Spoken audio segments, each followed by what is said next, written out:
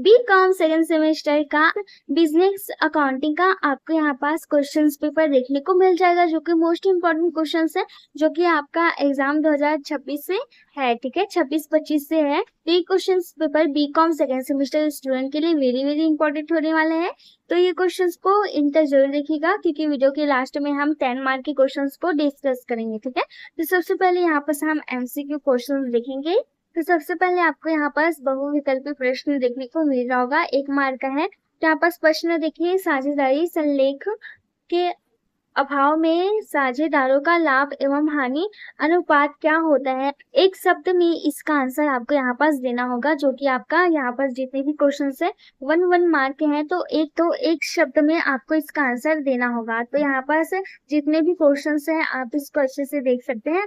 ठीक है, ये क्वेश्चंस आपके एग्जाम में ऑब्जेक्टिव टाइप में आ सकते हैं। ये दूसरी यूनिवर्सिटी का क्वेश्चंस पेपर है, लेकिन ये क्वेश्चंस को आप अच्छे से करके जाइएगा, क्योंकि ये क्वेश्चंस आपके एग्जाम में देखने को मिल सकता है। ठीक है, यही क्वेश्चन दिया रहेगा, लेकिन क्या हो सकता है आपके एग्जाम में ऑब्जेक्टिव दिया रहा हो। ठीक है, ऑब्जेक्टिव में ऑप्शंस रहते हैं, वो दिया रहा हो। ठीक है, तो ये क्वेश्चन को करके जाइएगा। इसके बाद यहाँ पर सेक्शन बी देखिए, क्या क्वेश्चन दिया गया है। इसके बाद यहाँ पर सेक्शन बी देखिए, जो कि आपके एग्जाम में 5 क्वेश्चन दिए रहेंगे 4 मार्क के। यहाँ पर फर्स्ट क्वेश्चन देखिए, साझेदारी फर्म की मुख्य विशेषताएं बताइए, जो कि मैंने आपको मॉडल पेपर में बताया था। क्वेश्चंस वही क्वेश्चंस यहाँ पास लिए गए हैं। इसके बाद सेकंड देखिए, एकीकरण क्या है आशय, एकीकरण का क्या आशय है, इसके उद्देश्य लिखिए, यहाँ पास बोला गया है। ठीक है, ये क्वेश्चंस को करके जाइए। इसके बाद थर्ड क्वेश्चन लिखिए, किराया क्रय पद्धति के कोई 5 दोष लिखिए। ठीक है, किराया क्रय पद्धति की कोई 5 दोष बस यहाँ पास लिखना है, इसको लिख लीजिएगा। आपके एग्जाम के बेस में मोस्ट इंपॉर्टेंट क्वेश्चन है, तो ये क्वेश्चन को आप अच्छे से करके जाइएगा। मोस्ट इंपॉर्टेंट क्वेश्चन है, ये क्वेश्चन आपको एग्जाम में 100% देखने को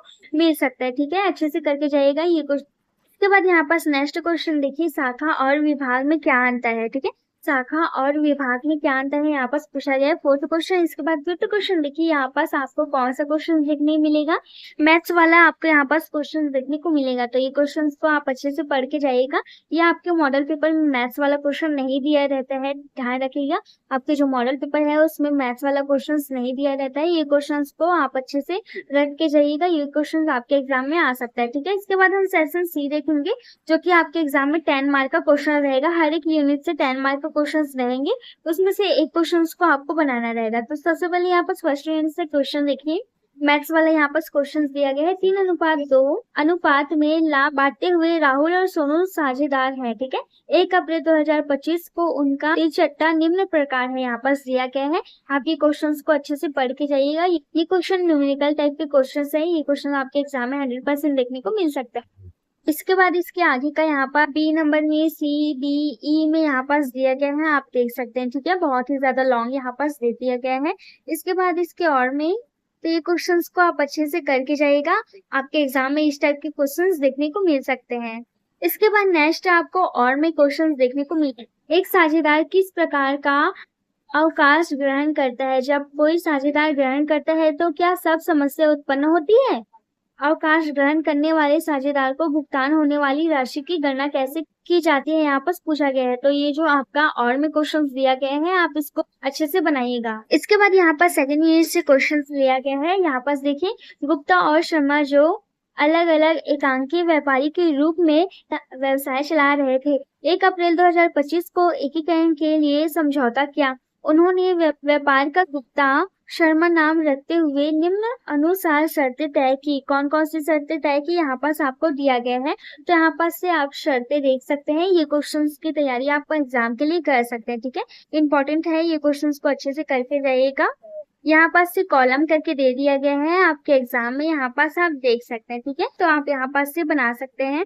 इसके बाद यहाँ पास इंग्लिश में दिया गया है, हिंदी में अगर आपको समझ ना आया हो तो आप यहाँ पास से देख सकते हैं। इसके बाद यहाँ पर सेकंड यूनिट के और में देखिए कौन सा क्वेश्चन दिए गए हैं। साझेदारी फर्म के सीमित दायित्व वाली कंपनी में परिवर्तन से आप क्या समझते हैं, इससे संबंधित लेखा विधि बनाइए, यहाँ पास बोला गया है। ठीक है, लेखा विधि बनाइए, यहाँ पास बोला गया है। इसके बाद थर्ड यूनिट से क्वेश्चन देखिए, किराया क्रय पद्धति और किस्त भुगतान पद्धति से क्या आशय है। किराया क्रय पद्धति और किस्त भुगतान पद्धति में क्या अंतर है, यहाँ पास पूछा गया है। मोस्ट इंपोर्टेंट क्वेश्चन है, मैंने आपको यहाँ पास मॉडल पेपर क्वेश्चंस में भी बताया था। तो ये क्वेश्चंस को अच्छे से करके जाइएगा, इंपॉर्टेंट है, ये आपके एग्जाम में देखने को मिल सकते हैं। इसके बाद इसके और में यहाँ पास दिया गया है, आप देख सकते हैं न्यूमेरिकल टाइप क्वेश्चंस है। ये आपके एग्जाम के लिए इंपॉर्टेंट है, ये क्वेश्चंस को अच्छे से करके जाइएगा। इस टाइप के क्वेश्चन जो है वो आपके मॉडल पेपर में नहीं दिया रहता है, तो ये क्वेश्चंस को भी आप यहाँ पास क्वेश्चन पेपर में देख के जाइएगा। इसके बाद हम यहाँ पास 4th यूनिट से क्वेश्चन देखेंगे। विभागीय खातों को बनाने में आने वाली कठिनाइयों का वर्णन कीजिए। खाता, खातून एवं विभागीय खातों में क्या अंतर है, यहाँ पर पूछा गया है। तो ये क्वेश्चन आपके एग्जाम के लिए मोस्ट इंपॉर्टेंट क्वेश्चंस है। ये क्वेश्चंस को आप अच्छे से करके जाइएगा। ये क्वेश्चन आपको आपके मॉडल पेपर में देखने को मिलेगा। इसके बाद यहाँ पास कुछ क्वेश्चंस दिए गए हैं, फिर से मैथ्स वाला क्वेश्चन आ गया है, तो ये क्वेश्चंस को भी अच्छे से करके जाइएगा। ये क्वेश्चन मैंने बोला था ना आपके मॉडल पेपर में नहीं रहता, इसलिए क्वेश्चन पेपर से आप यहाँ पास से देख सकते हैं। इसके बाद नेक्स्ट आपको आगे का यहाँ पास देखने को मिलेगा, आप यहाँ पास से देख सकते हैं और इसकी तैयारी आप अच्छे से कर सकते हैं।